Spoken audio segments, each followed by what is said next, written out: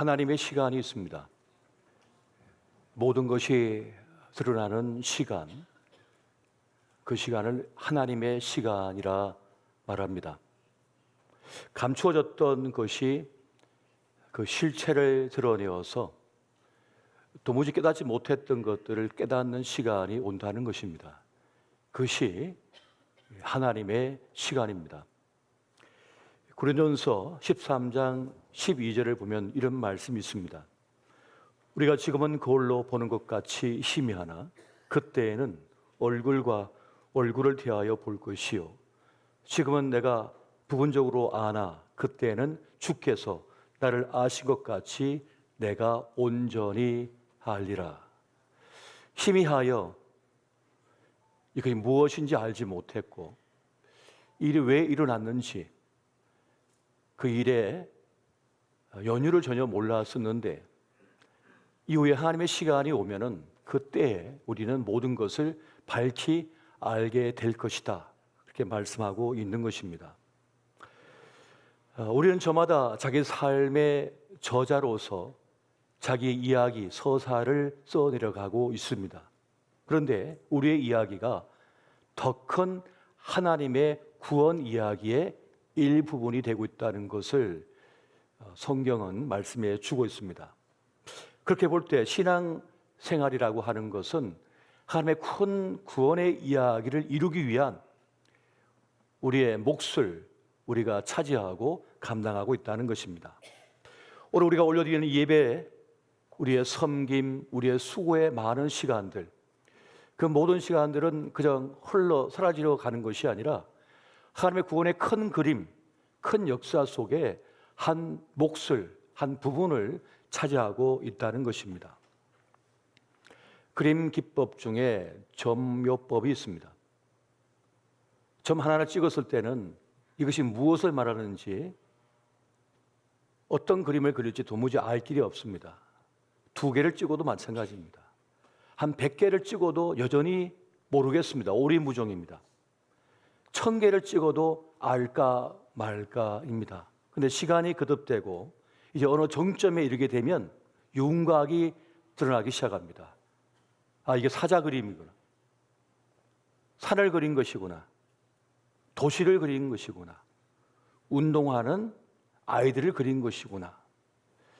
때가 이르러서야 비로소 이 그림이 어떤 그림이고 무엇을 말하는지, 어떤 목적을 가진 그림인지를 비로소 깨닫게 되는 것입니다. 전혀 어울릴 것 같지 않은 것이 어울리게 되고 도무지 납득이 되지 않던 것이 납득이 되며 깨닫는 그때 이제 그림의 실체가 드러날 때라는 것입니다. 그때 비로소 무릎을 치면서 아, 그렇구나. 그래서 그 일이 있었구나. 그 사건이 있었구나. 그 일이 필요했구나라고 하는 것을 안다는 것입니다. 그렇게 하나님의 구원의 큰 이야기 속에 나의 이야기가 있고 나의 삶의 시간이 녹아 들어갔다고 하는 사실을 알게 될 때 우리는 삶의 큰 보람, 위로를 경험하게 됩니다. 그냥 나 우주 속에 먼지처럼 사라지는 거 아니야. 죽으면 끝이 아닌가 하는 생각이 들 때가 있습니다. 내가 이렇게 열심히 공부했고 열심히 달려왔고 이렇게 수고했는데 내가 죽어버리면 그냥 우주 속에서 먼지처럼 사라지는 거 아닌가. 물리학에서는 내가 내뱉는 소리조차 사라지지 않고 지구를 또 돌다가 우주를 또 돈다고 하는데 나는 어떻게 되는 것인가 라고 생각할 때가 있습니다. 그런데 무의미해 보이는 나의 삶, 나의 실수조차도, 실패조차도 하나님의 큰 구원의 계획과 역사 속에 있다, 이야기 속에 있다고 한 사실을 깨달을 때에 우리는 삶의 위로, 보람을 느끼게 된다는 것입니다. 작게만 보였던 내 삶, 그저 사소하게만 느껴졌던 내 일상, 그런데 그것이 결코 작지 않다, 사소하지 않다라고 하는 것을 말하는 것입니다. 무의미하게 보이고 무가치하게 보였던, 치워버리고 싶은 과거의 일들, 누구에게도 들키고 싶지 않은 일들, 수치스러운 그 일들조차도 하나님의 구원의 큰 역사를 이룸에 있어서 한 성취를 위한 과정이고 사건이라고 하는 사실을 깨닫는 순간 우리 삶은 의미가 있기 시작하는 겁니다. 그것을 통해서 하나님의 보다 큰 뜻이 이루어지고 있다고 하는 사실을 알 때에 보람, 가치, 의미를 경험하게 되는 겁니다. 여러분, 하나님은 무의미가 없습니다. 저 참새 한 마리가 떨어지는 것도 뜻이 있다고 말했습니다. 하나님은 목적을 가지고 움직이시는 분입니다. 우리를 모이게 하신 이유가 있다는 거죠. 우리를 부르셔서 거듭나게 하시고 하나님의 사람이 되게 하시고 직분을 주신 이유가 있다는 겁니다. 하나님의 큰 구원의 계획 속에 그 이야기 속에 내가 있고 우리가 있다는 것입니다. 하나님의 구원 계획 속에 있는 고난이라면 납득이 됩니다. 그걸 수용할 수가 있습니다. 고난의 이유를 모를 때 힘든 것이지 고난의 이유를 알면 그렇게 힘들지 않습니다. 버틸만 하고 받아들일만 한 것입니다. 납득이 되면 조금은 쉬운 삶을 살게 됩니다. 그렇게 하나님의 구원의 큰 계획 속에 큰 이야기 속에 나의 이야기가 있다, 내 삶이 있다라고 하는 사실을 깨닫는 순간 우리는 삶을 좀 새롭게 바라볼 수 있게 되는 겁니다. 요셉의 고난 해석법을 한번 보겠습니다. 창세기 45장 5절부터 8절까지 말씀 우리 같이 한번 보겠습니다. 자, 시작. 당신들이 나를 이곳에 팔았다고 해서 근심하지 마소서, 한탄하지 마소서. 하나님이 생명을 구원하시려고 나를 당신들보다 먼저 보내셨나이다. 이 땅에 2년 동안 흉년이 들었으나 아직 5년은 밭갈이도 못하고 추수도 못할지라.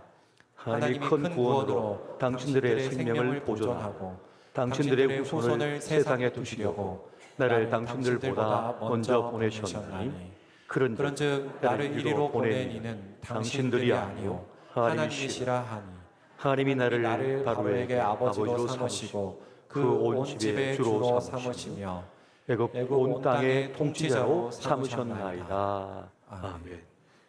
우리 고난 속에 하나님의 깊으신 뜻이 있다, 하나님의 구원의 역사가 있다고 하는 사실을 지금 요셉이 말하고 있습니다.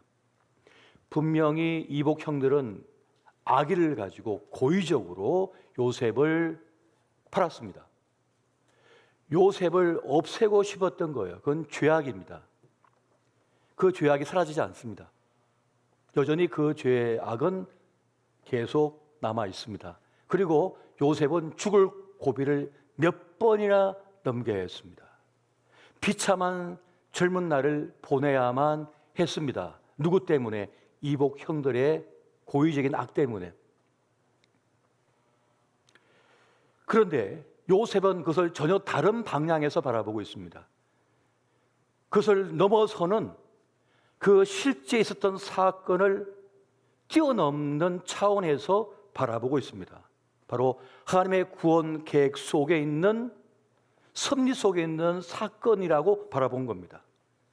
전혀 다른 차원으로 자기 삶을 돌아보고 있는 거예요. 그 사건을 해석하고 있는 겁니다. 요셉의 이 고난 해석법은 놀라운 것입니다. 정죄가 남지 않고 비난이 남지 않고 복수심이 남지 않습니다. 복수하는 감정에 묶이지 않게 만들어버렸습니다. 상처에 묶이지 않게 만들어버렸습니다. 남을 저주한 마음에 묶이지 않게 만들어버렸습니다. 하나님의 구원 계획 속에, 섭리 속에 내가 있다, 구원하심 속에 내가 있다라고 하는 것을 인정하고 바라볼 때 그 사건을 재해석할 수 있는 능력을 갖게 만들어버렸습니다. 그래서 그것을 넘어서 버리는 거예요. 모든 일이 하나님의 섭리 속에 있다고 하는 사실을 고백하는 그 요셉의 믿음 때문에 그 형들이 고통과 절망과 비참에서 벗어날 수 있게 되었습니다. 잘 이해가 되지 않습니다. 우리의 상식으로는, 우리의 논리로는, 우리 합리로는 도무지가 납득이 되지 않습니다. 그런데 하나님의 구원의 큰 계획 그림 속에, 구원의 역사 속에 내가 있다고 하는 사실을 인정하고 수용하는 순간 고난에 묶이지 않고, 상처에 묶이지 않고, 저주에 묶이지 않고, 복수심에 묶이지 않는 현상이 일어나고 말았습니다. 요셉은 억울함과 복수심에 묶이지 않았습니다. 그것에서 벗어난 삶이 되었습니다. 이것이 하나님을 믿는 믿음의 사람들에게 나타나는 기적이에요. 놀라운 역사인 것입니다. 하나님의 최고 전략은 언제나 사람이었습니다. 사람을 통해서 하나님은 구원의 큰 일들을 이루어가고 계셨습니다. 지금 이 자리에 있는 우리 모두는 하나님의 영적 자산입니다. 나는 보잘것이 없고 형편없지 않은가? 내가 무슨 영향력이 있는가? 라고 생각할 수도 있겠습니다만, 하나님께서는 세상에 볼 때 약하고 보잘것없고 무슨 쓸모가 있겠나 하는 이들을 통하여 하나님의 위대한 일들을 이루어 오셨습니다. 그들을 통하여 하나님의 하나님 되심, 하나님의 구원의 큰 역사를 이루는 것을 봅니다. 여러분, 고린도전서 1장 26절부터 31절까지 말씀을 한번 같이 보겠습니다. 자, 시작. 형제들아, 너희를 부르심을 보라. 육체를 따라 지혜로운 자가 많지 아니하며, 능한 자가 많지 아니하며, 문벌 좋은 자가 많지 아니하도다. 그러나 하나님께서 세상에 미련한 것들을 택하사 지혜 있는 자들을 부끄럽게 하려 하시고, 세상에 약한 것들을 택하사 강한 것들을 부끄럽게 하려 하시며, 하나님께서 세상에 천한 것들과 멸시받는 것들과 없는 것들을 택하사 있는 것들을 피하려 하시나니, 이런 아무 육체도 하나님 앞에서 자랑하지 못하게 하려 하십니다. 너희는 하나님으로부터 나서 그리스도 예수 안에 있고, 예수는 하나님으로부터 나와서 우리에게 지혜와 의로움과 거룩함과 구원함이 되셨으니, 기록된 바 자랑하는 자는 주 안에서 자랑하라 함과 같게 하려 함이라. 아멘. 우리의 쓸모, 우리의 쓰임새가 하나님께 있다는 겁니다. 우리의 약함이, 우리의 부족함이 도리어 하나님의 하나님 되심을 드러내는 이유가 된다는 거예요. 조금 더 문제가 되지 않는다는 것을 말씀해 주고 있습니다. 기도원의 300용사 이야기를 우리는 잘 알고 있습니다. 13만 5천 명 미디안 군대가 공격해 옵니다. 그들을 대응하기 위해서 그 12지파가 다 군인들을 끌어모았는데 3만 2천 명밖에 되지 않습니다. 13만 5천 명 대 3만 2천 명입니다. 턱없이 부족합니다. 그런데 주님께서 말씀합니다. 너무 많다. 돌려보내라. 어떻게 돌려보냅니까? 전쟁에 두려우냐? 집에 두고 온 처자식이 걱정되느냐? 돌아가라. 그래서 돌려보내고 나니까 남은 군인이 10,000명입니다. 이제 13만 5천 명 대 10,000명이 싸워야 됩니다. 근데 주님께서 말씀합니다. 너무 많다. 귀찮다. 돌려보내라. 어떻게 돌려보낼까요? 냇가에서 물을 마실 때 개처럼 핥아 먹는 이들은 돌려보내고 물을 떠서 먹는 이들은 남겨라. 그래서 남겨보니까 300명밖에 되지 않는 거예요. 근데 주님은 사실 300명도 필요 없습니다. 그냥 혼자 하시면 되거든요. 근데 굳이 300명을 남긴 이유는 증인이 필요해요. 하나님이 어떻게 구원을 행하시는지 보고 전달할 사람이 필요한 거예요. 300명도 많았습니다, 사실은. 무엇을 보여주고자 하시는 겁니까? 구원은 하나님께 있다. 구원은 하나님께 달려있다고 하는 사실을 깨닫게 하고 보여주기 위함이었던 것입니다. 지금 이 자리에 있는 우리는 어떤 이들입니까? 기도원의 300용사와 같은 사람들입니다. 구원은 하나님께 있음을 보고 경험하고 들려줄 사람이 필요한 거예요. 이 세상에. 그래서 우리가 지금 존재하는 것입니다. 우리의 쓸모가 여기에 있는 것이에요. 비록 가난하고 약하고 부족해 보이고 똑똑하지 못하고 큰 재물이 없고 큰 영향력이 없어도 우리를 통하여 하나님의 구원이 이루어진다는 것을 이 세상에 보여주고자 하신다는 것입니다. 우리의 작은 헌신이, 우리의 기도가 하나님 나라의 큰 몫을 감당할 수 있다는 사실을 말씀해 주고 있는 겁니다. 우리의 의미와 우리 삶의 가치가 여기 있는 거예요. 여기 있다고 말씀하는 것입니다. 심지어 하나님께서는 악한 자라도 쓸모가 있다라고 말씀을 하십니다. 악한 자는 악한 때에 쓸모가 있다라고 말씀하는 거예요. 잠언 16장 4절 보니까 여호와께서 온갖 것을 그 쓰임에 적당하게 지으셨나니 악인도 악한 날에 적당하게 하셨느니라. 가룟 유다와 같이 악한 때에 악한 역할을 감당할 누군가가 필요하다는 겁니다. 그래서 악한 자라도 적당하게 쓰임 받는 순간이 있다라고 말씀하는 것입니다. 구원의 큰 계획 속에, 큰 그림 속에 한 부분을 차지하고 있다는 것을 말씀하는 것입니다. 그렇게 하나님의 큰 구원 안에 우리 삶이 있는 겁니다. 우리 삶의 모든 순간이 하나님의 큰 구원 계획 속에 있는 겁니다. 하나님의 큰 뜻이 우리를 통하여 지금 펼쳐지고 있다는 사실을 말씀해 주고 있는 겁니다. 그래서 여러분, 너무 두려워하지 마시기 바랍니다. 너무 걱정하지 마시기 바랍니다. 주님 안에서 평안을 누리시기 바랍니다. 주님 안에서 우리 삶은 의미가 있습니다. 가치가 있습니다. 주님께서 말씀합니다. 네 삶 자체가 나에게 쓸모가 있다고. 너가 있었기 때문에 하나님의 일이 이루어졌다고. 나중에 시간이 흘러 이제 모든 것을 환하게 일목요연하게 볼 때에 내가 10대 시절, 내가 20대 시절, 30대 시절, 40대 시절, 50대 시절, 내 노년의 시절에 내가 그 현장 속에 있었던 이유를 깨닫는 겁니다. 그 수고의 헌신의 땀방울 흘린 이유가 여기에 있었구나 하는 사실을 깨닫게 되는 거죠. 지금은 기억도 가물가물한데 말이죠.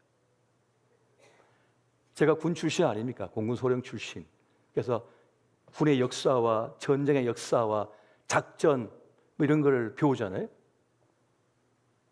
그러면 여기만 전투가 있고 작전이 필요한 게 아닙니다. 전 세계 대전이 일어난다면 각 지역마다 전 후방 각지에서의 전장터가 있는 거예요. 필요한 물자가 있고 필요한 사람들이 필요한 거죠.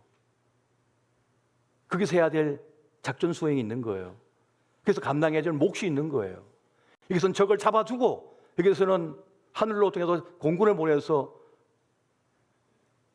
영공을 장악하고 저 해군 해병은 바다와 바다 심해 속에 들어가서 적을 공략하고 하는 그런 모든 전략이 있는 거예요. 전술이 있는 거잖아요. 그 하나님의 구원의 큰 계획과 역사 속에 우리 삶의 한 부분이 있는 겁니다. 주님께서 그렇게 우리를 쓰신다는 거예요.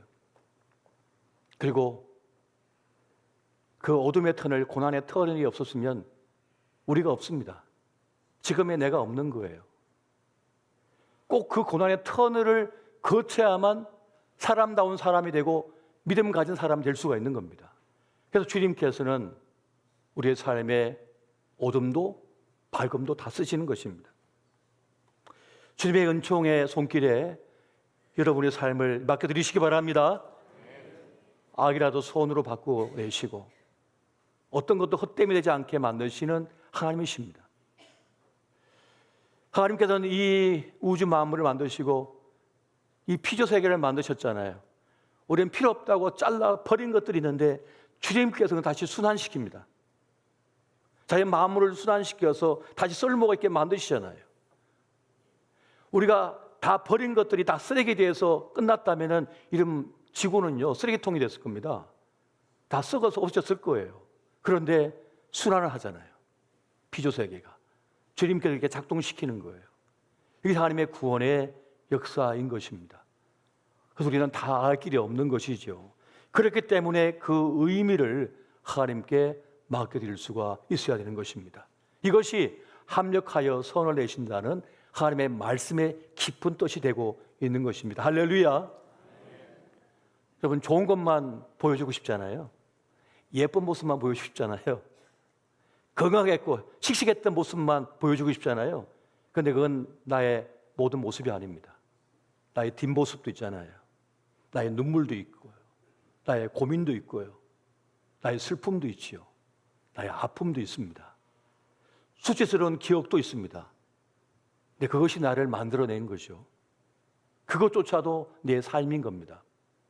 주님은 그를 버리지 않으시고 나를 가치 있게 만들어내신 겁니다. 여러분, 나를 나다게 하는 것은 내가 아닙니다. 나를 나다게 하는 것은 하나님이신 거예요. 믿으십니까? 네. 여러분, 고린도전서 15장 10절 말씀 보겠습니다. 같이 봅니다. 시작. 그러나 내가 나된 것은 하나님의 은혜로 된 것이니 내게 주신 그의 은혜가 헛되지 아니하여 내가 모든 사도보다 더 많이 수고하였으나 내가 한 것이 아니요 오직 나와 함께 하신 하나님의 은혜로다. 아멘. 세상은 말합니다. 나를 나대게 하는 것은 나다. 그러니까 살 수가 없는 겁니다. 쉴 수가 없는 겁니다. 죽도록 공모해야죠. 죽도록 일을 해야죠. 나를 나대게 하는 건 나니까. 불안할 수밖에 없고 두려울 수밖에 없는 겁니다. 나를 나대게 만든 건 나니까. 그런데 하나님은 다르게 말씀하시는 거예요. 나를 나대게 하는 것은 내가 아니라 하나님의 은혜로 된다라고 말씀하는 것입니다. 그럼 믿으십니까? 한번 따라해 보십시오. 나를 나대게 하는 것은 하나님의 은혜로다. 이것이 하나님께서 우리에게 알려주시는 바예요. 진리의 말씀인 겁니다. 내 아들, 내 딸을 내 아들, 내 딸 되게 하는 것은 하나님의 은혜로 되는 것이다라고 말씀하는 거예요. 이것을 믿을 때 우리는 책임의식에서 조금 벗어날 수 있어요. 우리는 너무 과도한 책임의식 때문에 죽습니다. 고통 속에 삽니다. 내가 못나서 그래. 내가 형편이 없어서 그래. 내가 공부를 못해서 그래. 돈이 없어서 그래. 사람이 없어서 그래. 늘 한탄만 할 수밖에 없는 겁니다. 그래서 과도한 책임의식 때문에 사람들이 무너져가는 거예요. 그런데 주님께서 말씀하는 겁니다. 오직 나와 함께 하신 하나님의 은혜로 되는 것이다. 하나님의 은혜로 되는 것이다. 우리 청주 주님의 교회는 하나님의 구원의 큰 역사 속에 어느 지점이 있을까요? 어느 부분에 서 있는 걸까요? 나중에 시간이 지나면 일목요연하게 보게 될 겁니다. 우리는 11월 6일 날 교회 성장 연구소에서 우리 교회를 탐방 온다고 합니다. 개척하는 목회자 부부 40명이 이제 새롭게 교회를 시작해야 되는데 어떤 교회를 본으로 삼고 배워야 될까 하는 가운데 우리 교회를 선정했대요. 여러분, 우리 교회는 똑바로 보고 싶어서 똑바로 볼 수 없는 교회입니다. 담임 목사를 똑바로 볼 수가 없어요. 지금 똑바로 보는 사람 아무도 없어요. 지금 다 삐딱하게 보고 있죠. 이렇게 견눈질로 볼 때도 많고 목이 아파서 똑바로 볼 수가 없습니다. 옛날 구한 말에 선교사들이 이 땅에 교회를 세워올 때 기역자 교회가 있었죠. 남자는 이쪽에 여자는 이쪽에 해가지고 서로 바라보게 하는. 그래서 기록이 남아 있습니다. 아마 나중에 세월이 흐르면 한국 교회 역사 속에 청주 주님의 교회를 기록해 놓을지도 모르겠습니다. 그 교회는 똑바로 볼 수 없는 교회인데 개척할 때 주소온 장애자를 갖다가 23년 동안 쓰고 맑은 가난을 선택하고 구제와 선교, 상처 입은 영혼들을 위해 사역했고 그리스도의 참된 제자를 세워내기 위해서 헌신한 교회. 그런 교회가 어떻게 살아남을 수가 있었을까? 근데 그 교회는 가능했대. 복음의 역사 속에 이런 교회도 있었다. 또 지금도 있다라고 하는 그런 어떤 하나의 교회 이정표, 복음의 이정표가 우리가 되고 있는 건 아닌가 하는 생각을 가지게 됩니다. 하나님의 큰 구원 안에 우리 교회가 있고 우리가 있음을 믿으시기 바랍니다. 여러분 생각보다 큰 존재일 수 있습니다. 더 큰 몫을 차지하고 있을 수 있습니다. 그러므로 헛됨에 대한 두려움에서 벗어나십시오. 내 인생 어떻게 될까? 염려 속에서 벗어나십시오. 하나님의 구원의 큰 계획 속에, 큰 은혜 속에 우리와 우리 교회가 있음을 믿고 나아가시기를 예수 이름으로 축원드립니다.